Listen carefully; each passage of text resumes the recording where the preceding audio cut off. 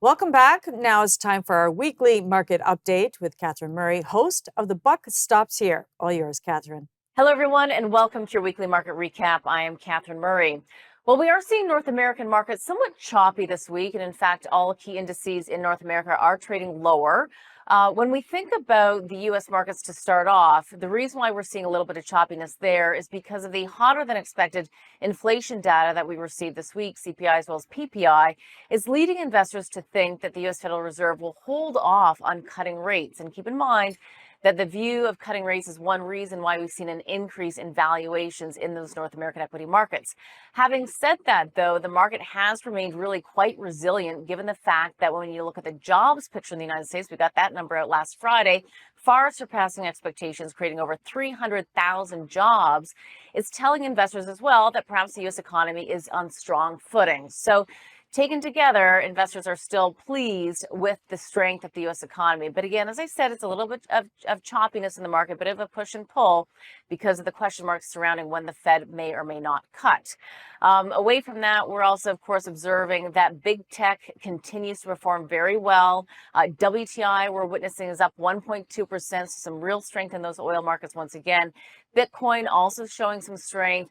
U.S. dollars also being called King Dollar, up by 0.6%. So again, some continued strength there.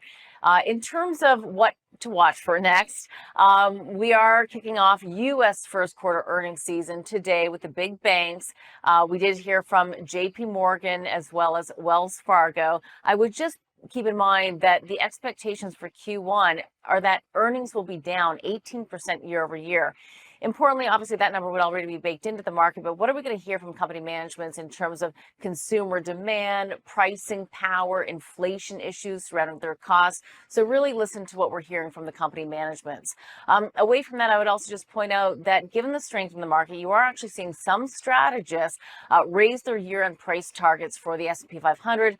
Wells Fargo, for one, did increase it to 55.35, up from 46.25, around that 4,000 level.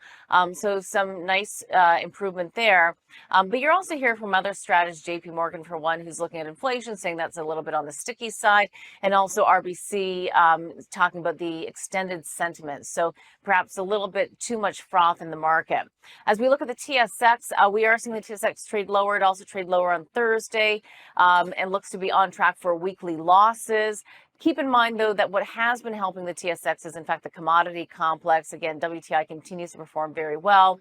Of course, this week, the big news in Canada was the BOC leaving rates unchanged at 5%, very much as expected, also leaving the path open for cutting rates in the June time period. But what's interesting about that is the fact that the U.S. Federal Reserve is probably on hold a little bit longer because their economy is stronger.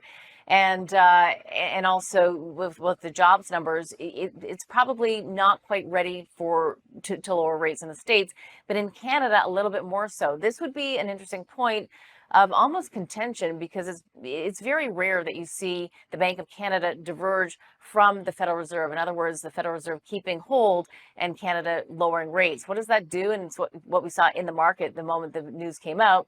The Canadian dollar did decline. Dollars move where they get paid the most. If you've got a higher interest rate environment like you would in the States, if we in fact lower rates, you will see the selling of the Canadian dollar. So watch that for sure. We also, of course, have the issue of many mortgages re-rating in 2025, 2026. So again, when you think about the pressure on the consumer, there is, of course, a good reason as to why the Bank of Canada, in the back of their mind, even though this isn't their mandate, would want to lower rates because of the impact that this is having on so many consumers. Away from that, importantly as well, we did hear from Chrystia Freeland that they're extending the mortgage amortization to make it more affordable for first-time home buyers. That's not the case. You increase the ability to buy, you're increasing demand, therefore putting upward pressure on prices. The issue is supply. They've got to attack the supply issue.